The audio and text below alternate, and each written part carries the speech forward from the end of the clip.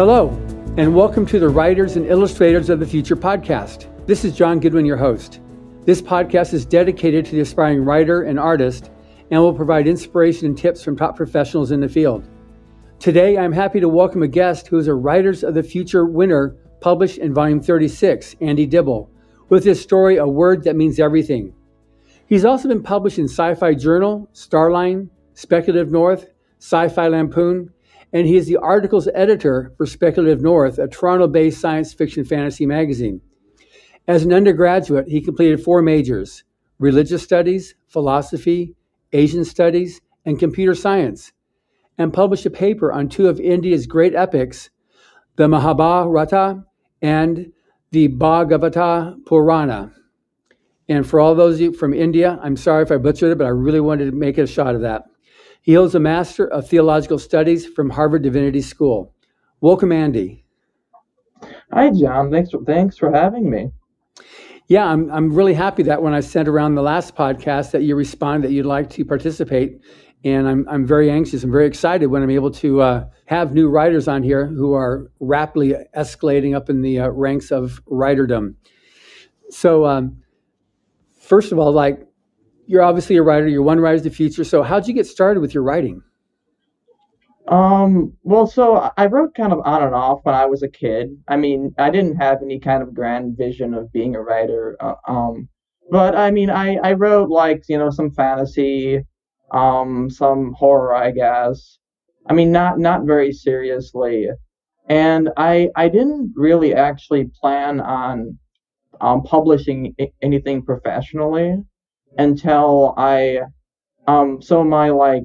previous kind of job, when I left that, I was under a non-compete for a year, so I couldn't keep in that career. And so I'm like, I'm going to write a novel.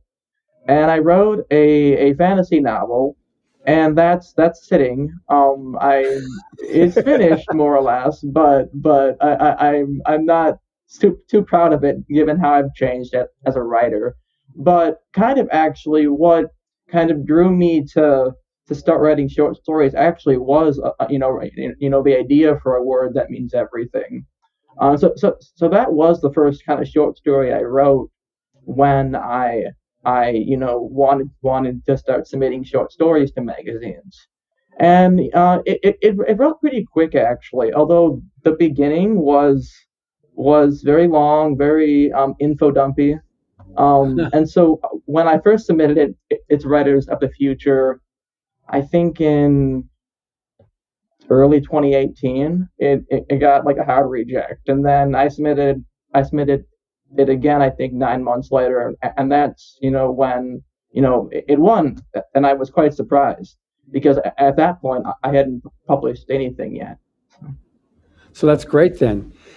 So that was your journey up. And since winning Writers of the Future, because in your intro, I read several things that are happening. So it seems like things have definitely expanded for you. So a little bit about that then, please.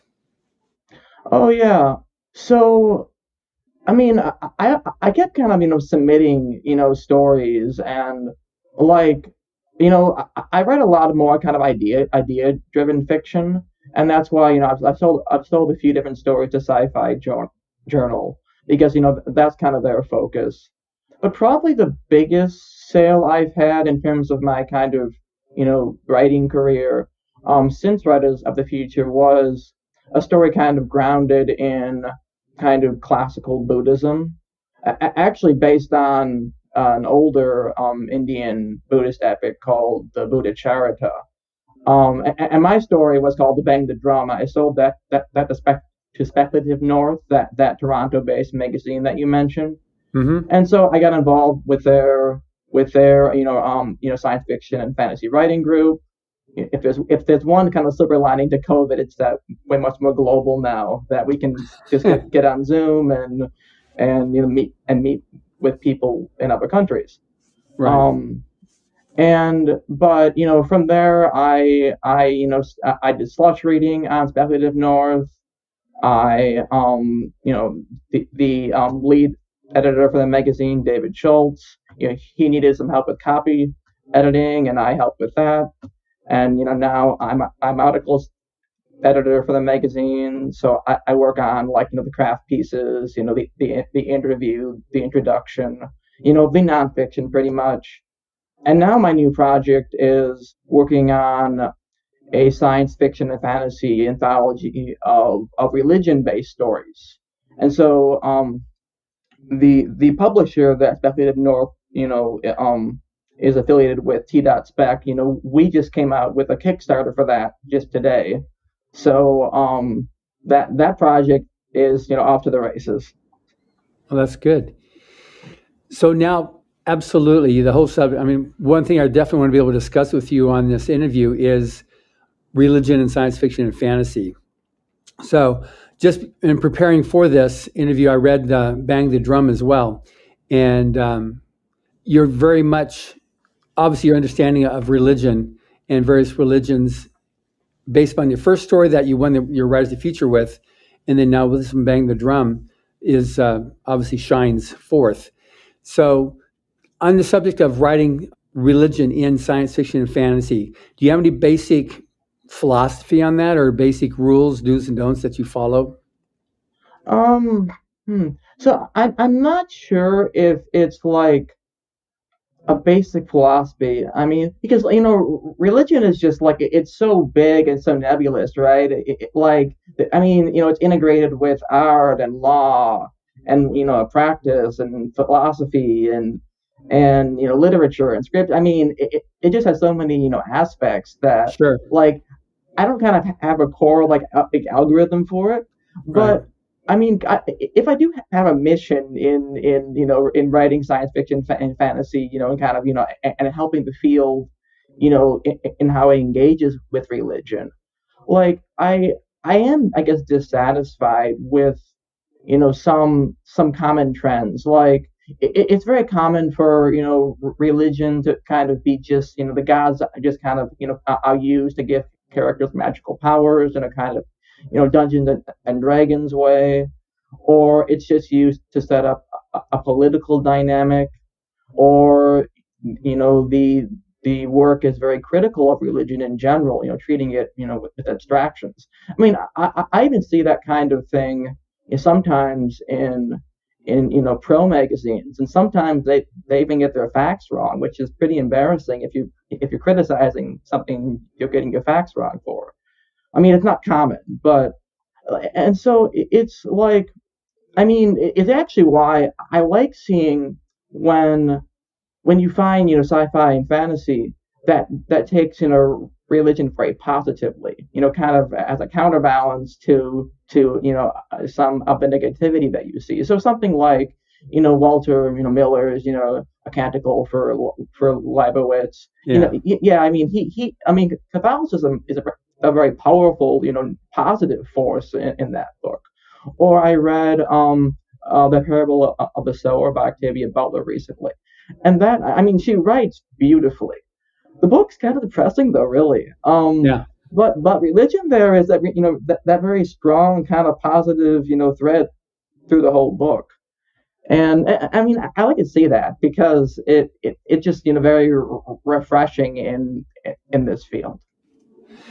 Yeah, it's because it seems like sometimes an author will try to, or writers will try to grind and act somehow or another, the way they describe religion or go over like the negativity of religion. Whereas yours, both the stories of yours that I read, it isn't that at all. It's almost like, it's not that it's impersonal, but it's just a straight, here's a fair shake at something. Here you have, a word that means everything. That's the proselytizing of Christianity right across the galaxy. And Bang the Drum is the, I guess, the herald of the Buddha. Which is, you said that's a takeoff from a story, or that's similar to a story, or is this your take on how the Buddha came to arrive?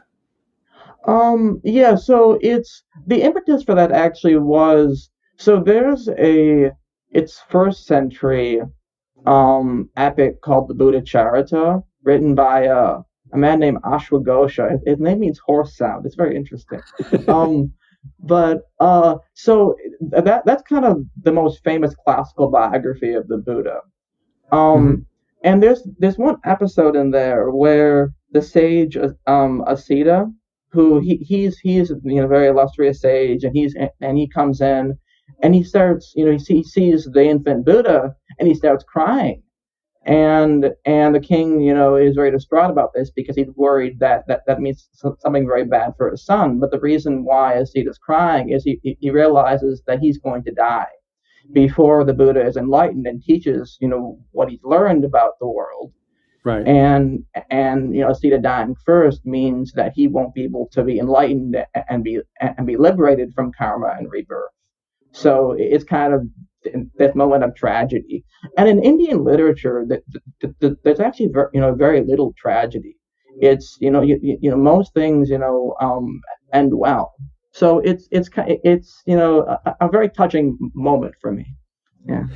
Yeah, and then with that Tamisra, the one she actually came from, she lived her various lives in hell, but how in this story that you wrote then, how she was actually purged or whatever, and she actually then regained a new life because of her touching and holding the Buddha infant. That was pretty interesting, that whole, the restoration of her karma, of her soul, or whatever you want to refer that. I thought that was very interesting too. It really was a good ending. Oh, good. Yeah. That ending was harder for me. I had to smooth it over. Actually, when I first had that accepted, they didn't like the ending, so I kind of had to work with it. But yeah. She I invented. She's nowhere in the Buddha Charta or any source I know of. Yeah, so that's why it's called science fiction or fantasy. Yeah. Oh, yeah. I mean, we take many liberties here. Yeah. I actually did alternate history. This is religious alternate history. Yeah, I actually submitted that story to Critters, which is an online writing workshop, and I actually did have Buddha say that they thought it was history, and so it's you get all types. Yeah. So you said when you sent me the story "Bang the Drum" that was a very significant story for you. How so? I mean, it's like, I guess primarily in terms of like, my writing trajectory, it was. I mean, probably what's most meaningful in it, for me, was that episode in the Buddha Charita. It probably the other thing could be that it does have more of a moral message than probably any of my other stories. And being didactic in writing is normally frowned upon, and for good reason. I mean, it's good to have a much more subtle touch. But I mean, one message there is that anger isn't productive, that it's destructive. And that's especially true in a Buddhist context, but not only there. And that is one thing I wanted to convey. What was good about that, because even though it is a moralistic story that you've got there, it didn't come across that way because it is about the Buddha, it is about karma, and so the very nature of what those subjects are lends itself to having that type of a story and have it being told in such a fashion that I didn't want to reject it. It wasn't one of those points like, oh, he's banging his own drum now for his own philosophy, and it didn't come across that way. It was a very fun story. I really enjoyed it, and now that you said this, it does come across more as maybe an alternate history rather than just straight fantastical, but that you've written there. But now you've mentioned a lot of stories. And a lot of people I talk to in interview talk about it's important, character is important, and story is important. But you've taken it and you say for you, what's important is the idea and building on an idea. So you like to make ideas the center stage. And that was very obvious on A Word That Means Everything. I mean, my gosh, that was the totality of it, and that totally explains that story to me. Yeah. But what's your, so how is it that that's become your trajectory on writing stories? Well, I think a lot of it is that, I mean, my background is more academic. I think, very, very, philosophically, and, I still like that kind of thing. I mean, I still write like philosophy and theology nonfiction too. But like, I mean, with a word that means everything, I kind of had some ideas for characters, but like the core of it, the concept was, just, translating, for me it was translating, the Gospel of John, part of the Bible, into, alien languages. And Right. I thought that was really cool. Yeah. And it grew in this way where, like, kind of, so many alien cultures, and so, like, how is kind of landscape morphed in a way that I maybe lent itself somewhat more to a wider audience, even though, there are just tons of ideas. Yeah. And I like the ideas, and I'm gonna, keep, liking the ideas. It's not going to change about me. I mean, if there is kind of, maybe something I want to achieve in terms of the field here, it's, I mean, I think stories, I'm a pluralist, so I think stories can succeed for, lots of reasons. A great concept for a character, humor, really, beautiful writing, strong pacing, a great plot. And I tend to think that at least, most editors, and I don't know, readers, it depends, of course, but, there aren't that many, magazines out there for idea or world-driven, fiction. There are a few, like Nature Futures, and I mentioned Sci-Fi Journal. There's a newer one, After Dinner Conversation. But, there aren't that many, which, somewhat surprises me because, there are a ton just for, kind of generic sci-fi fantasy. And, normally that they're saying, they want, a good story. And by that, they mean focus on characters and plot. And that's great. Stories, can succeed that way too, but I don't think, that should be, like, indispensable always. Right. Like, who's your favorite author? Favorite author? Uh, Ever? Probably Jorge Luis Borges. As which just kind of leads in from what I just said, but I mean, Yeah. his stories are very idea driven. I mean, well, and he's also a good humorist too, which I really appreciate. I don't think there are. I mean, good humorists are they they aren't common, at least. That's for sure. I mean, like my favorite writer probably writing right now is Ted Chiang. I mean, some of his stories I find, like, more impressive than a lot of Borges' stories. I mean, but like, Chiang isn't a good humorist like Borges is. They're both, very, very remarkable writers, though. Right. Okay, good. So, yeah, I'm just curious of how it makes sense then that you would gravitate towards idea-driven authors as somebody that you enjoy reading based on what you're just talking about and what you like to write in stories.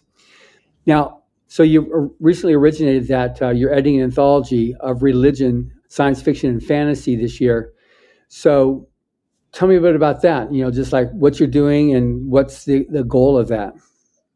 Yeah, well, so broadly, the goal is to kind of improve representation of the treatment of religion in the field. So, I mean, it's not so common for there to be, stories in the field that actually focus on real religion, Christianity, Buddhism, et cetera, Islam. I mean, there's often a focus on kind of, religion in a fantasy concept, context, or far in the future, where it's so fantastical that its connection to kind of, the real world is strained. And I mean, there actually are some magazines that explicitly say they prefer not to have those kind of stories, precisely because they can kind of turn readers off. They can offend some readers, and so that's one goal here, to actually give more representation to stories that deal with real religion. And we have brought in readers from the University of Toronto Interfaith Center. We have 5 readers, taking a program there that will be reading submissions for kind of, treatment of religion. Ensuring that these stories are, I guess, sufficiently sensitive to the topic. So that's one piece of it. Like one thing like I want to see here too is just that a lot of treatment of religion in sci-fi and fantasy it's not always like Christianity per se, but but behind its treatment of religion is a very Christian idea of religion. That religion is what happens, in only one aspect of your life, or it's what the monks in the monastery do. And normally in across the world, it's far more common that religion isn't what you believe, it's what you do, or maybe what you feel. In Islam and Hinduism and Judaism, like what you actually do is a far larger component of your religious identity than simply believing a certain kind of creed. And that's one thing I want to have in these stories too, is that like religion being kind of part of the characters whole lives and whole identity, rather than just kind of one aspect. So that definitely comes across in at least in the first stories that I've read of yours. So that's basically your idea behind this compendium you're putting together. Of, are you writing them all, or are you getting several authors to submit stories? We have an open call starting later this month, and then we'll be open again in May. So yeah, we're taking both reprints, already published stories, and just new unpublished stories. So yeah, we'll see what we get, but hopefully many submissions, and then we can sift through them for the gems. So now we've got here's this anthology with one story by A. Dibble, and one by Andy Dibble, another one by Andrew D. And oh no, I mean at the moment I don't plan on putting any of my stories in it, but I mean we'll see. I mean it's my first real editing project, so right. We'll see what it takes to produce a good product. Yeah, and then depending how it's going, by the time you come out for the awards of event week, we definitely have some of our judges that'll be more than willing to help you as well. Oh, answer nice. any questions. Yeah, they'll definitely assist with you. So on the subject then of writing, like our audience as aspiring writers and artists. So with respect to yourself, so you're rapidly moving up that curve as a professional writer. So what particular things have you had to overcome to get to where you are? Because you've got your regular job, you had your obviously your learning curve that you did going through school, and then maintaining your work ethic to be able to keep the house that you're living in there and feed everything. How do you fit that in, and how do you envision it expanding for yourself?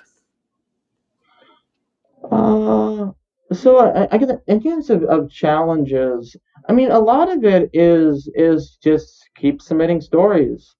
I mean I sold one story that after 19 submissions, I have one that I've submitted over 20 times. That one's been interesting because it's been held on to by 4 pro magazines, one of which rejected it because he thought it would offend readers, unfortunately. But he had very nice things to say about it otherwise.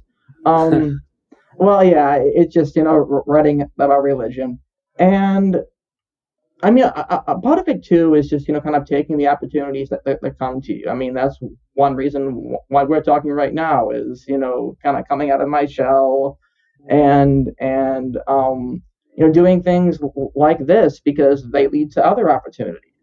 Yeah. And I mean, the major reason why I'm an editor for Perspective Up North is just because I wanted to help with copy editing, and the main editor liked my feedback. So it can be very small things, joining the right writing group. Even something like critters. I mean, I've built somewhat of a relationship, with someone that was a finalist for multiple Hugos and a Nebula. Won the Bram Stoker just because I submitted a story there, and we got talking, and now I'm helping him edit his novel. So little opportunities can lead to much bigger things. In terms of, I mean, like the future for me, I that's something that I think I probably should strive to get a clearer picture of, and I think that's a good idea for really any writer, because your goals determine so much of how you really should behave. Like if you're dead set on this being your career, you really have to be going to workshops, to conventions, building those connections.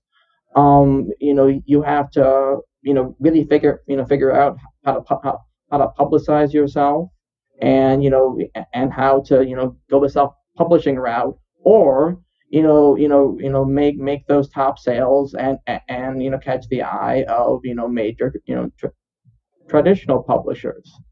But on the other hand, if your goal is what possibly mine is, just to keep publishing, build relationships, let writing be an important part of your life, but not like your big thing, then it's fine to be somewhat more casual and just kind of focus on setting goals, and writing for 2 hours every day, and just seeing what comes of it. So that's where you stand right now.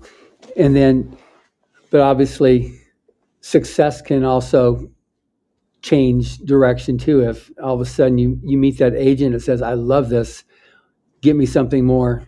And all of a sudden now I'm talking to the next Tom Clancy now, Stephen King.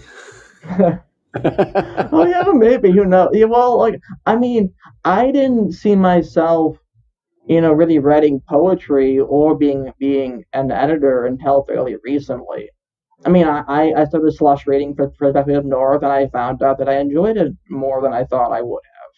I didn't, really. The first poem I wrote, I think, in 8 years was the first poem I sold to Starline, and like that poem, I had read. So F.J. Berkman, she's another winner from Right. the same quarter I won. So she is, I guess, the interim editor for Starline, the magazine of the Science Fiction Poetry Association. And like, I had read her little chapbook, catalog of the Further Suns, that won the Elgin Award. And I liked it a lot. I told her that you got me writing a poem, and I emailed it to her, and and then she liked it so much that she wanted to publish it, and I hadn't even submitted the poem Yeah. to the magazine. So like it's that kind of thing that I like having new opportunities open up, and kind of seeing yourself grow, and that can happen in many directions. Right. So yeah, I don't know what will happen to me, but I plan to keep kind of trying new things, Keep and plugging away. Yeah. So last year we released the Harvard Writers of the Future online workshop, and you said you're about halfway through it. But I'm just, again, this is on behalf of aspiring writers who are listening to this interview to get specifics on our topic we've got is religion and science fiction and fantasy. but also now you started this thing. So what did you get out of the course of what you've done so far? Okay, yeah, early on there was an essay by L. Ron Hubbard. It was like magic out of a hat.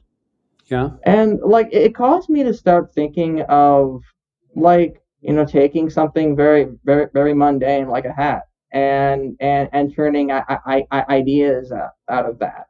And so it's like it helped me realize that like I don't have to go to some, read these 3 books and to, get ideas, but you can just kind of look at some everyday object in, and think about, it in a new light, and ideas are much easier to come by then. That's great. So on now, with respect to your writing in short fiction versus novels, you've got the one novel written. Are you planning on moving back into novels? That's an excellent question. Because what I'm trying to figure out really is when is an idea kind of worth a novel? Because my style has really gone more towards being concise. And I've written some longer stuff. I mean, I have actually. So I do have a novelette coming out in Inkton Gray's Survival Anthology soon, and that novelette was based in the same world as my novel. So I went big and then I went smaller, but Yeah. but I mean, I'm writing some some somewhat longer stuff still, but I want to, or I need to figure out, when is this idea that like started out as a novelette or a short story, like when to grow it into a novel. And I don't know. I mean, like my current writing project is another story in the same world as a word that means everything. Right. And actually has one of the same characters as protagonist.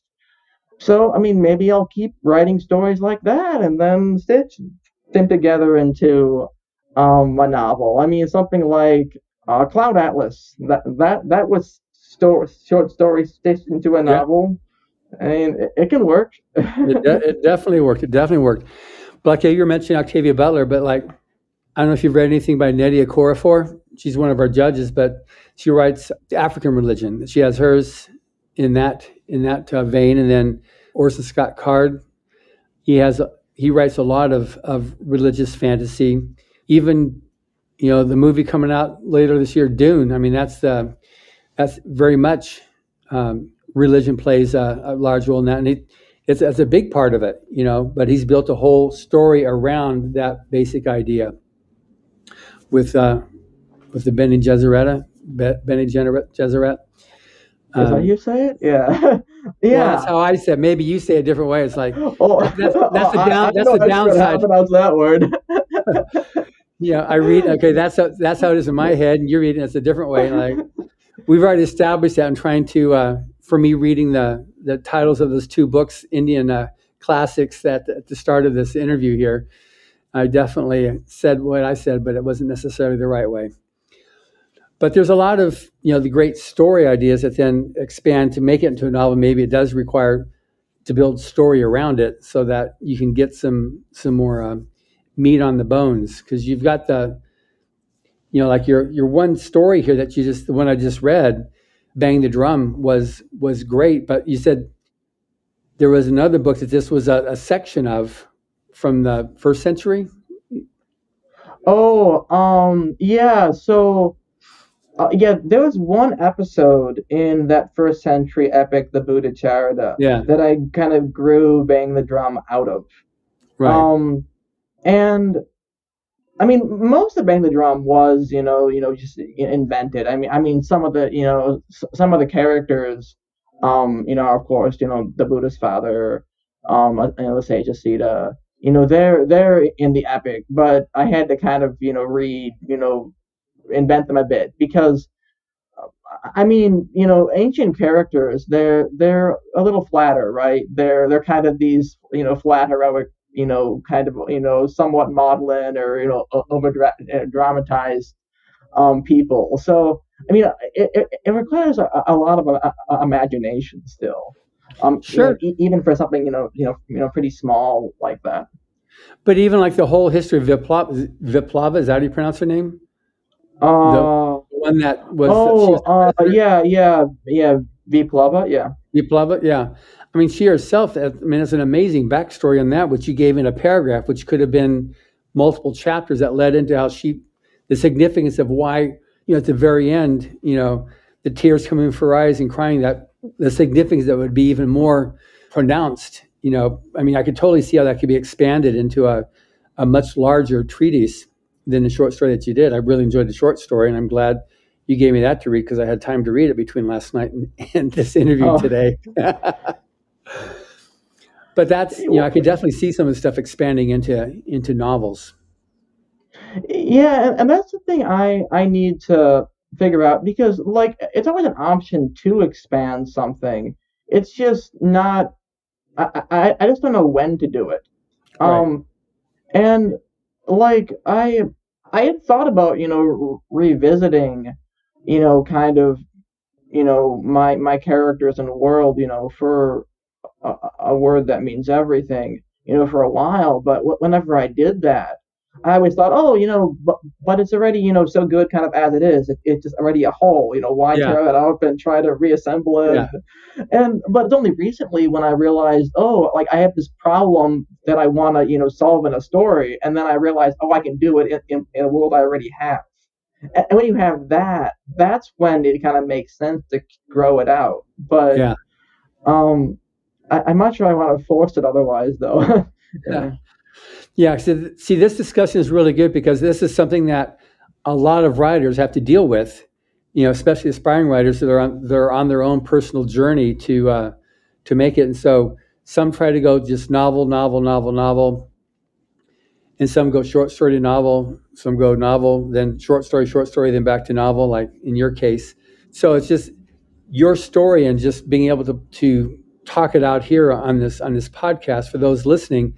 It can give them a little more either reassurance that they're not messed up because they're not certain what their future is going to be yet, because it's not certain. You need to make the future whatever it's going to be, and the quality of storytelling, and also the fact that you're a winner of Rise to the Future. You're going to meet a lot of judges who are going to be very happy to deal with you and treat you as kinfolk now.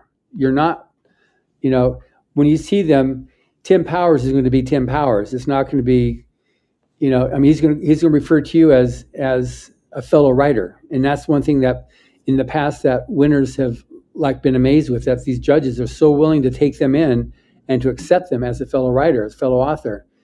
And we've had several that have, had considerable assistance in getting that first break from judges who say, "Here, let me just introduce you to my agent," or different ideas. Or, "Yeah, send me your next story, and I'll blurb you for it." So that type of stuff will also be afforded you, which provides even more opportunity. Again, there's this podcast, which up until recently, it didn't exist. I started after volume 35, and it's now grown to being a pretty good representation for the aspiring writer to listen, find out other tips what to do. So anyway, what would you have to say to an aspiring writer of what do's and don'ts? Other than kind of the perseverance and the figure out your goals, like I already said, and to take the opportununities. So I'm kind of dropping these nuggets as we go. But I mean, one thing I think it's important to realize too is, I mean, there are many kind of forms of success in writing, and like, I mean, if you're a swimmer or a runner and you're several milliseconds slower than the next guy, you're in some measurable way worse. But with writing, there are so many ways to do your own thing. It's a very very, immensely broad field. And you might Yeah. write a story or a novel that no one has done before. And, even the guy that won, 10 Hugo Awards or whatever. And so, like, I mean, that's really why, I like, when writers, try to do something new and original and, have some fresh idea. And so, like, look for a concept that hasn't been tried. That's I think an important bit of advice. And I mean, I tend to think the best way to achieve that really is to kind of be a generalist. That I think that this actually is something that Damon Knight recommends in one of his writing books. But like, it's that, I mean, sometimes you have to dig deep into, like a certain century or a certain time period to really really get the feel of it, to describe the setting or how people act. But I mean, all too often that's something someone else has already done. And if you want to kind of, blaze a new direction, I mean, it comes from kind of, reading broadly, in lots of little areas, read law, read art, history, read, read the Quran, whatever. And then figure out weird ways to put them together. And you'll find that, like, a lot of things come alive that way.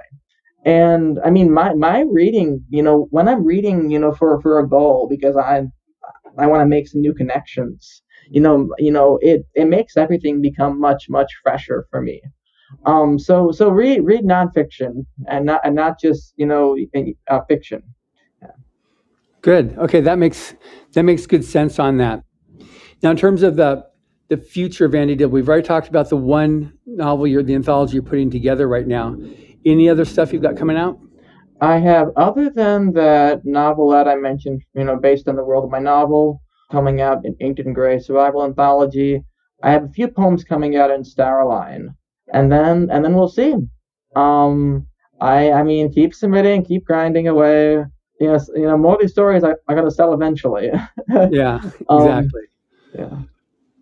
So if a person wants to be able to find you, where do they go?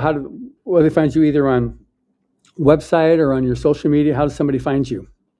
I do have a website. I have andydibble.com.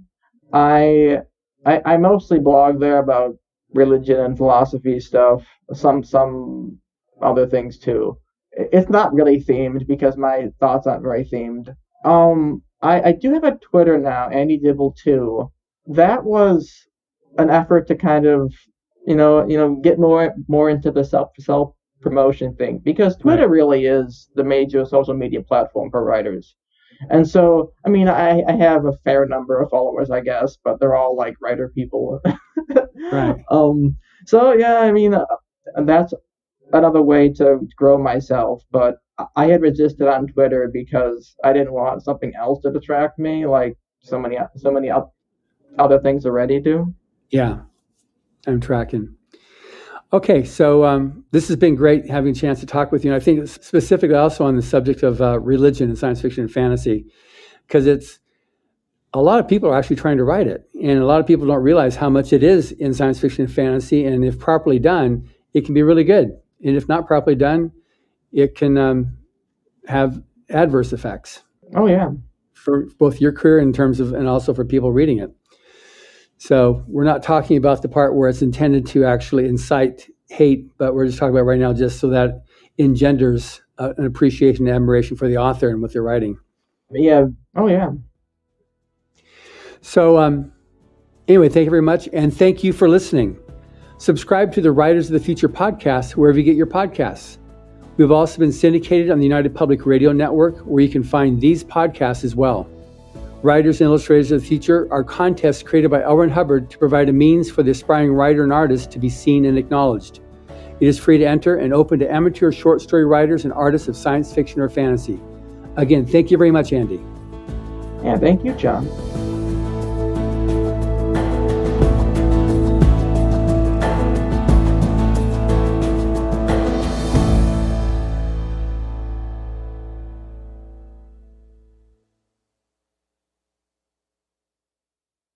Dory Goldsmith, who's in the bottom screen here, is an optometrist from Alabama, and she's been a long-term supporter of the arts, and as we're going to be talking about that too.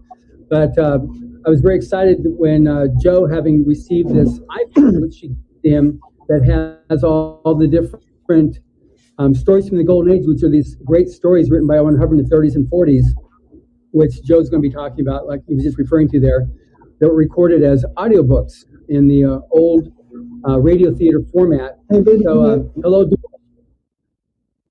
Hello. And everybody kind of froze for me. Okay, hey, no freezing allowed here. There we go. No freezing allowed. There we go. Yeah, I can see that. We can hear you. Yes, my lovely face should reappear here any minute. Exactly. But Dory, welcome to the show. Tell us anyway, so good. Okay.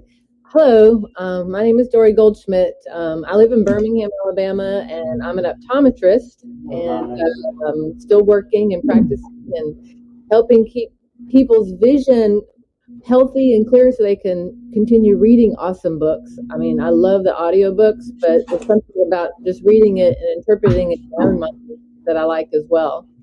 But I am a big fan of Galaxy Press and what Author Services do. I'm a big fan of a good story, and the LRH's Pulp Fiction stories are just hilarious to me. The characters are awesome. They're short enough that I can read one and finish it, and just it makes me laugh out loud. So I was able to I don't know. We'll explain how Joe got one from this optometrist. No, you gifted it to him. Yeah. But I have some very good friends at Author Services and Galaxy Press, and one special lady and I came up with this cool idea of, I would love to share it with everybody in the whole universe, but I'm just an optometrist from Birmingham, Alabama. But we thought of, how about let's share these for people who might appreciate them, and that way they can tell other people, well, much better than I could. So anyway, she said, well, I know this guy. He loves LRH's books. He's a big fan. He helps us. He promotes the writing contest, which I love. And we sent him one. There's your iPad. Yeah. And it's like the easy button for readers. Boom, push the button. I call it punch them in the face. Boom, punch it in the face, and the story starts. So I love it. So I'm just telling you. I'm going to tell you thank you again since you're right here in public with us. But this thing is great. I enjoy it. Now, it's been fun because I get to tease a lot of people with. We give away a lot of books on the network. And especially during the holidays, we give away a ton. So ever since people have seen this, because it was back there where the case is, and people started seeing it, and they're like, well, when are you going to give it away? I'm like, what do you mean? I'm not giving it away. So it's been an ongoing project now for the last 2 months. I've been getting steady emails. Oh, well, are you going to give it away this holiday? John was laughing earlier because one lady called me, a friend of mine. Well, eventually you'll get through with it, read it, and you'll just give it to someone. I said, I'm not giving it to you. I said, guys, there's enough material in here to keep me busy for a couple of years. I said, there's both audio and video. So I said, I can enjoy it. I can listen or I can read. And, and things I want to read, I can always put it on audio, Sam, or something, so it'll talk to me. It's just a nice thing to have because I don't get to relax anymore because everybody's always got me running in 500 million different directions. So this is an easy way. And I was on the phone with a customer while one of them was playing the one about, I can't think of the name of it right now, but it's about secret, some type of weapons. And I was really enjoying it. My customer called me and I was like, look, dude, what do you want? And he's going on and on and on. He said, what's that playing in the background? I said, oh, it's something from L. Ron Hubbard. I said, you probably don't even know who he is. Oh, I know who he is. I'm like, okay, well, I was trying to listen to it before you rudely called me and interrupted me. Now, what do you want? So I go back to listen. He's like, well, you're being rude. I said, no, man, it's Friday. I was enjoying the ride. It's a nice ride in this morning. It's, pads on the seat. It's playing. I don't have to worry about it. I'm just listening. And I said, no, you got a call with some BS baggery. He's like, well, I'll just let you go back to your listening. I was like, and then when I seen him later in the day, about 2 hours later, he's like, where'd you get that from? And I said, oh, some friends of ours over at Writers of the Future and Galaxy Press. And they're like, really? Can I get one? I said, yeah, here, I'll give you the place to go buy one right now. And he's like, well, what's on it? I said, why don't you go? I said, here's the website, which later on, we're going to put this up. But I I said, here's the website, so y'all can go look around and peruse and get and see what you want. Because I think it's a great thing, especially when it's all loaded. I mean, there's so much stuff in there. John talked me into listening to something later, and I'm going to start listening to it. I'll be brain dead in a couple of months, people, so don't worry about it. But Dory, this thing has been great, and I've been telling everybody about it. And it is really funny because the other night I was doing a show out of New York City, and we got to talking about writers on an off chance kind of thing. It wasn't even what the show was about.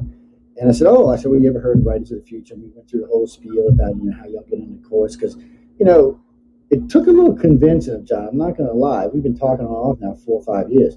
And I'm always leery when things sound too good to be true. So when I started to this, it's free, we don't want anything, or you can win awards, you can come be part of the school, it doesn't cost you anything, it's a blind thing, nobody knows who you are. The whole time I'm like, no, man, you're BSing me, man. I said, no, then he brings in Emily's pretty face to try to smooth it over. I'm like, no.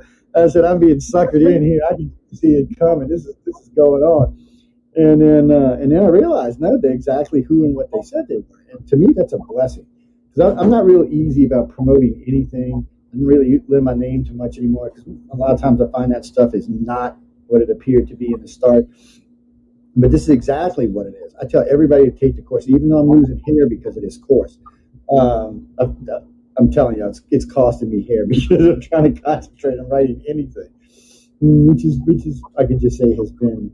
If I put a videotape in here when I'm doing a course, it would be literally hilariously funny. I mean, because I'm cussing at the thing. I'm looking at it. God, I know this is going to work this way. But guys, I'm telling you, if y'all going to take the course, which we're going to put up in a little while as well, you really get a lot out of it. It actually has helped my writing.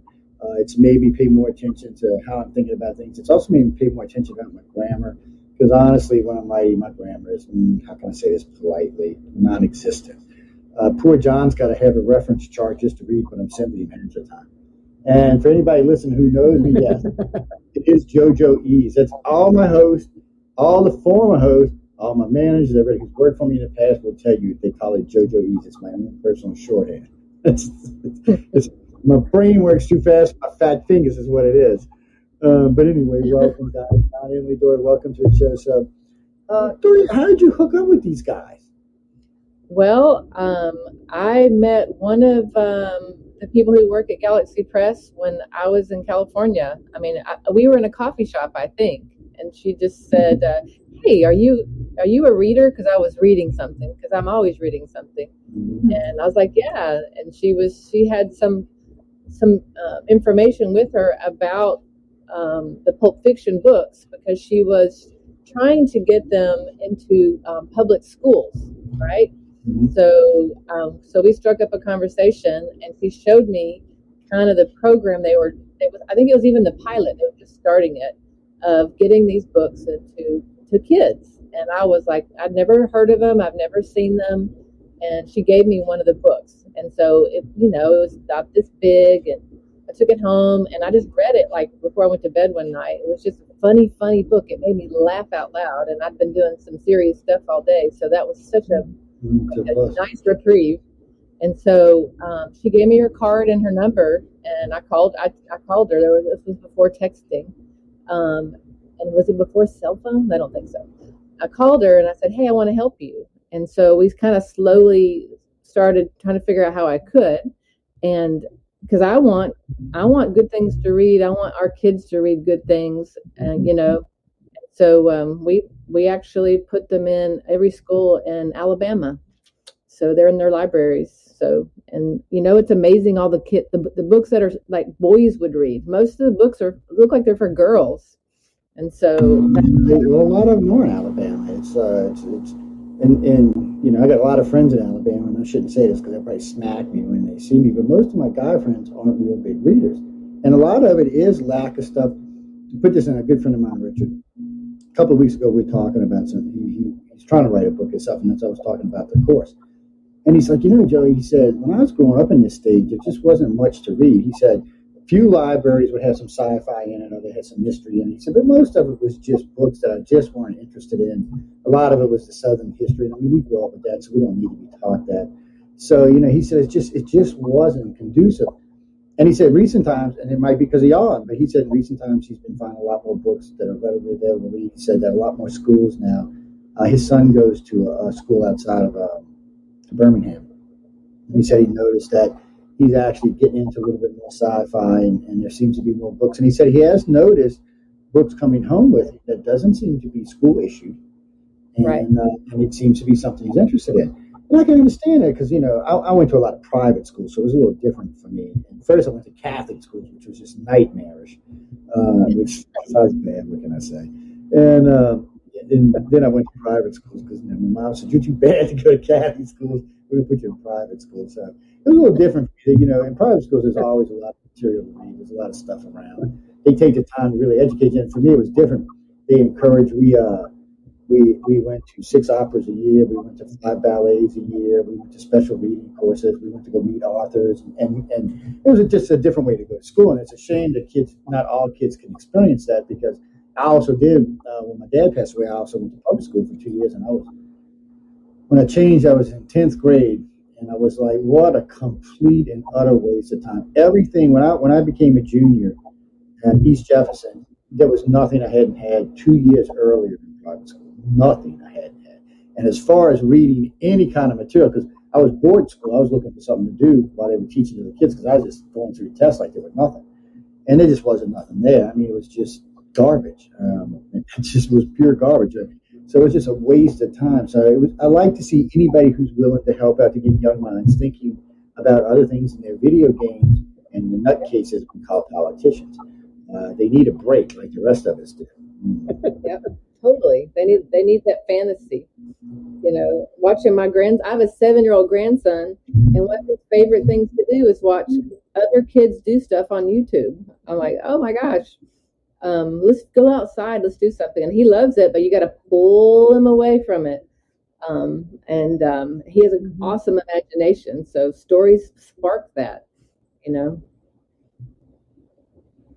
This mic is having difficulties tonight. It does. I got to say, I grew up on a lot of sci-fi. It helped me get through a lot of stuff when I was young. I used to get these horrific nightmares when I was 9, 10, 11 years old.